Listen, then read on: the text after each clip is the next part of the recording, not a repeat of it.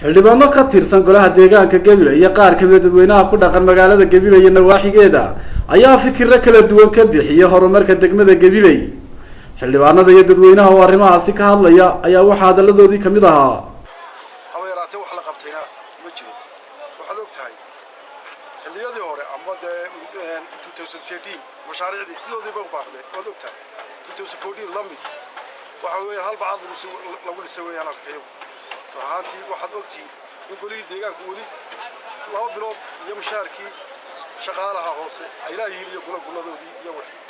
halkaas waxa weeye waxa say tahay waa arkaysaa meeshu waa galgelin aan waxba jirin qabadku waxa la yiri Roma maalin ku badhiso maalin basoo ayaa la dhisaa markii ay wax lama qabto waxa kale jirta oo ay xildhibaanada qaarkood maanta sheegeen in mushaarkii aan la bixinin xildhibaanada 2 bilood tii saddexaad ay socoto sidoo kale shaqaalaha qaarkood aan la bixinin arintaas iyadana warkaas iyagu baahaya anagu qanoyna waxa weeye in kale kii doonay mushaarkiisa loo qaato halkii loo dhigi jiray wadaala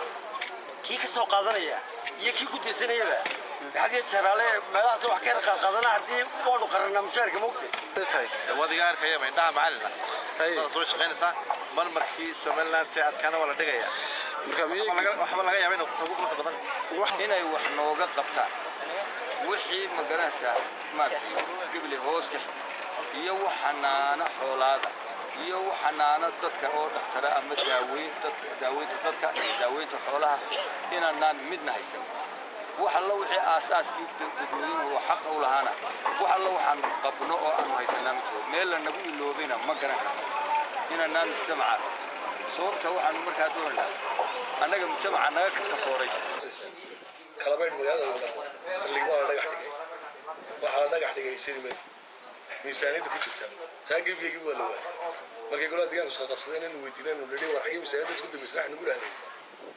tii dambe sameeyay fudhinkii 9 bilyan baa leeyahay iyadna way ku jirta kala baydku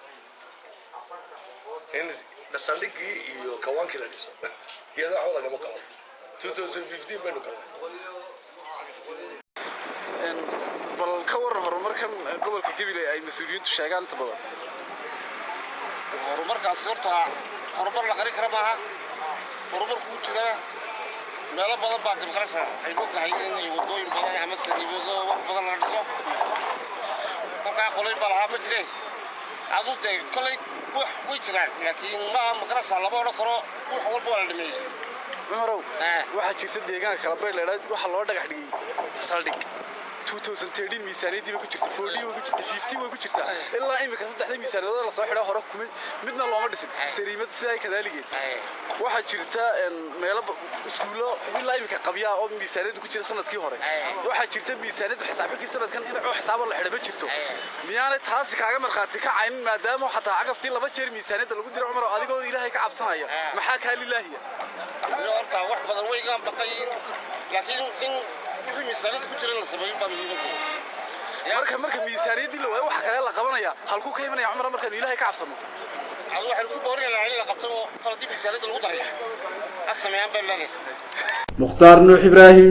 Hoon Cable TV gobolka Gabiley.